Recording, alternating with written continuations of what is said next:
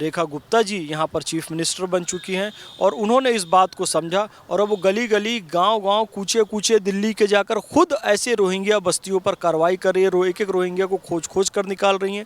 अपने सारे अधिकारियों को उन्होंने आदेश दे दिया, पुलिस को आदेश दे दिया है, जिसका परिणाम ये निकला कि अब जगह जगह से रोहिंग्या बरामद हो रहे हैं और उन्हें डिपोर्ट किया जाएगा और बड़े अच्छे से डिपोर्ट किया जाए। अच्छे से यानी कि उनको खुराक पानी देकर डिपोर्ट किया जाना चाहिए कि दोबारा वो यहाँ पर आने की हिम्मत ना करें। उन सब के पीछे कारण यही रोहिंग्या हैं कि हमारे देश में अवैध रूप से घुसते हैं, बॉर्डर को गलत तरीके से पार करते हैं, चाहे बांग्लादेश के हों, चाहे ये रोहिंग्या हों या फिर पाकिस्तान के हो, हमारे देश में आते हैं, आतंकी गतिविधियों को अंजाम देते हैं। इसके पूर्व में जो सरकारें रही हैं उन्होंने अपनी तुष्टीकरण और वोट बैंक की राजनीति के तहत रोहिंग्या लोगों को, बांग्लादेशी लोगों को, पाकिस्तानी लोगों को देश के कोने कोने में बसा दिया है।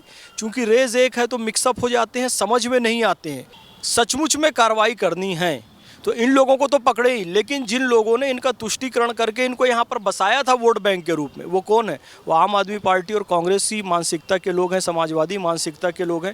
आज भी यहाँ पर कायम है। इन पर भी सख्त से सख्त कार्रवाई की जानी चाहिए। दिल्ली में सरकार बदलने के बाद ही लगातार अब नई सरकार दिल्ली में बन चुकी है और रेखा गुप्ता हर एक मुद्दे को लेकर एक्शन में नजर आ रही हैं। पिछले दिनों दिल्ली पुलिस को दिए गए आदेश के अनुसार दिल्ली पुलिस हर जगह पर जाकर ड्राइव चला रही है और ये ड्राइव चलाई जा रही है दिल्ली में घुसे बैठे घुसपैठियों के खिलाफ। जहां एक तरफ कल सदर बाजार से 5 रोहिंग्या अवैध बांग्लादेशियों को गिरफ्तार किया गया है, तो आज साउथ दिल्ली से भी 23 से 25 जो है वो घुसपैठियों को दिल्ली पुलिस के द्वारा गिरफ्तार किया गया है। और अब इस पूरे मामले पर बात करते हैं, हमारे साथ मौजूद हैं फैज खान जी और सर से हम बात करेंगे कि जहां पिछली सरकारों ने किस तरीके से इन्हीं अवैध घुसपैठियों को जो है वो संरक्षण दिया, पर आज इन्हें देश से बाहर तड़ीपार करने का काम जो है वो किया जा रहा है। और इसी के साथ मेरा एक इम्पोर्टेंट सवाल, सर, आज देश में जो लगातार घुसपैठिए हैं वो कितनी बड़ी समस्या आपको लगती है? और आज जो दिल्ली की मुख्यमंत्री के द्वारा ये कदम उठाया गया है और दिल्ली के कोने कोने से जो है इन घुसपैठियों को पकड़ा जा रहा है, जिनके ऊपर आगे की कार्रवाई की जाएगी। बिस्मिल्लाहिर्रहमानिर्रहीम रब्बिश रहली सदरी व यस्सिर ली अमरी वाहलुल उक़दतन मिन लिसानी यफ़क़हू क़ौली। देखिए शरण जी, ये आज की समस्या नहीं है, ये मौर्य काल से समस्या है। और चाणक्य ने भी इस बात का उल्लेख किया था कि पहले ये लोग हमारे देश में घुसेंगे, उसके बाद हमारी सभाओं में बैठेंगे, फिर हमसे अधिकार मांगेंगे और फिर हमसे ऊपर जाकर हम पर ही अत्याचार करेंगे हमारे देश के अंदर।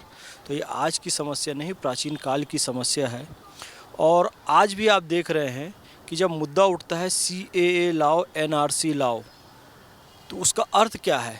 Citizen amendment act, national register of citizenship, उन सब के पीछे कारण यही रोहिंग्या हैं कि हमारे देश में अवैध रूप से घुसते हैं, बॉर्डर को गलत तरीके से पार करते हैं, चाहे बांग्लादेश के हों, चाहे ये रोहिंग्या हों या फिर पाकिस्तान के हो, हमारे देश में आते हैं, आतंकी गतिविधियों को अंजाम देते हैं। कोई गो हत्या में संलिप्त हो जाता है, कोई महिलाओं के साथ दुष्कृत्य में संलिप्त हो जाता है, कोई अवैध पासपोर्ट का काम करने लगता है, कोई दूसरी आपराधिक, कोई ये जो नोट हैं हमारे करेंसी नोट हैं, कोई हवाला में है, ये इस तरह की गतिविधियों को ये लगातार अंजाम दे रहे हैं।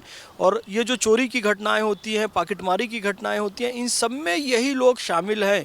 तो ये इनको इस देश से निकालना हमारे लिए बहुत ज़रूरी है और एक बहुत बड़ी चुनौती भी है। चुनौती इसलिए है कि इसके पूर्व में जो सरकारें रही हैं उन्होंने अपनी तुष्टीकरण और वोट बैंक की राजनीति के तहत रोहिंग्या लोगों को, बांग्लादेशी लोगों को, पाकिस्तानी लोगों को देश के कोने कोने में बसा दिया है। चूँकि रेज एक है तो मिक्सअप हो जाते हैं, समझ में नहीं आते हैं। और नकली आधार कार्ड, नकली पैन कार्ड बनाने का धंधा फल फूल रहा है, नकली पासपोर्ट तक बनाने का धंधा फल फूल रहा है। और ये लोग उसका लाभ लेकर यहाँ ऐसे प्रकट करते हैं कि जैसे यहाँ के नागरिक हैं।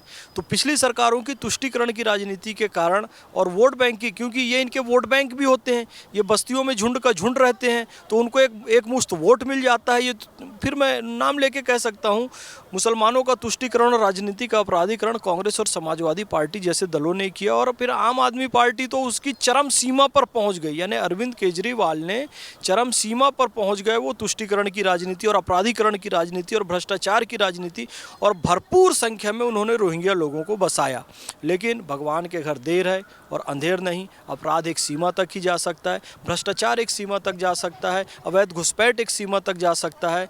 भगवान के घर देर है अंधेर नहीं, इसी क्रम में सरकार बदली। ये आम आदमी पार्टी की सरकार जो कभी खालिस्तानी मूवमेंट को सपोर्ट करती रही, ये आम आदमी पार्टी की सरकार जो कभी कश्मीर में आज़ादी और भारत की बर्बादी के नारे लगवाकर उसको जस्टिफाई करती रही, कभी यासीन मलिक और अफजल गुरू को वो अपना आदर्श बताते रहे, कभी वो कसाब को बिरयानी खिलाते रहे, लेकिन उन्होंने कभी भी डॉक्टर APJ अब्दुल कलाम और अशफाक उल्लाह खान का नाम नहीं लिया।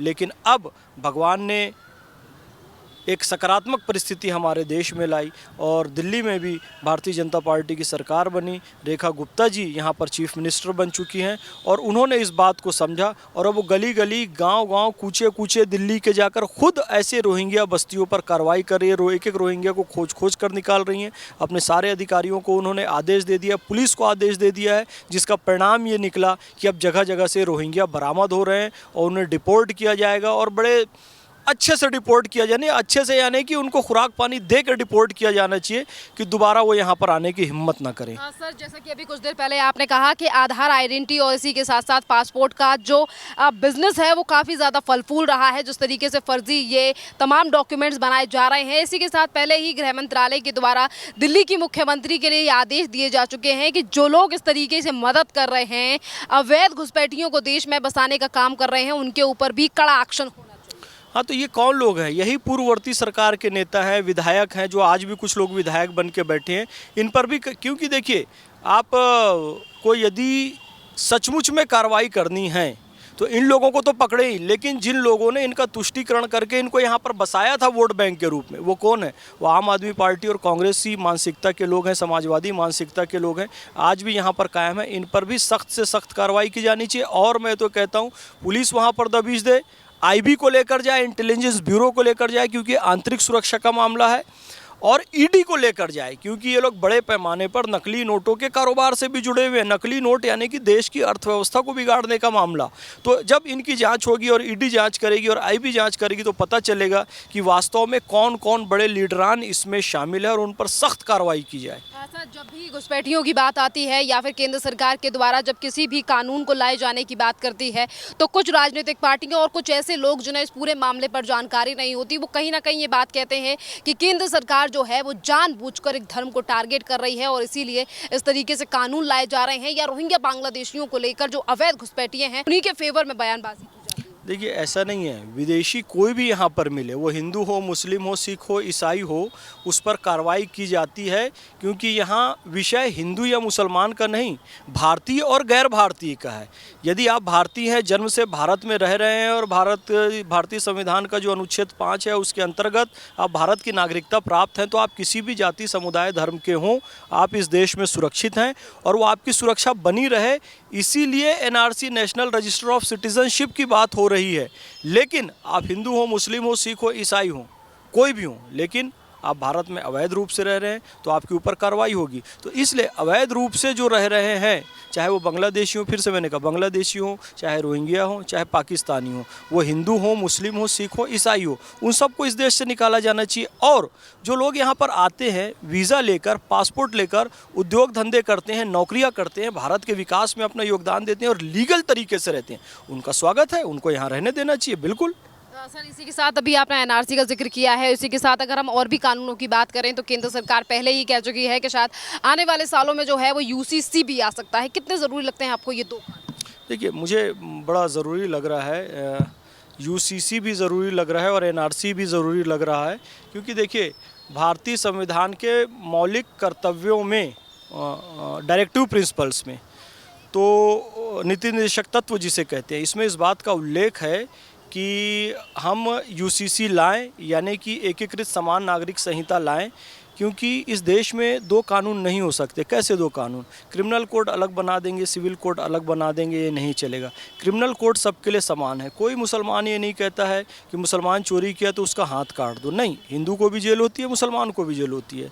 चाहे वो रेप के केसेस हों या हत्या के केसेस हों, उसमें हिंदू मुसलमान नहीं देखा जाता है, बल्कि सबको क्रिमिनल कोड के तहत सज़ा दी जाती है। फिर सिविल मामलों में इसे डिफ्रेंशिएट क्यों किया जाता है? सिविल मामलों में डिफ्रेंशिएट करने का जो परिणाम आता है वो शाहबानो जैसा परिणाम आता है कि एक महिला को गुजारा भत्ता ना मिले इसके लिए पूरी संसद मिलकर कानून बनाती है और उस मुस्लिम महिला को गुजारा भत्ता देने से मना कर देती है। कितने शर्म की बात है। इसलिए यूनिफॉर्म सिविल कोड ज़रूरी है। इससे फिर मैं बताऊं, मैंने टोपी लगाई है, मैंने दाढ़ी पहनी है, मैं नमाज़ पढ़ता हूं, मैं रोज़ा रखता हूं, मैं कलमा पढ़ता हूं। इस पे कोई फ़र्क नहीं पड़ने वाला है। जो विवाह की पद्धति है, कबूल है, कबूल है, कबूल है। वो विवाह की पद्धति से, निकाह की पद्धति से मुस्लिमों का निकाह होता रहेगा।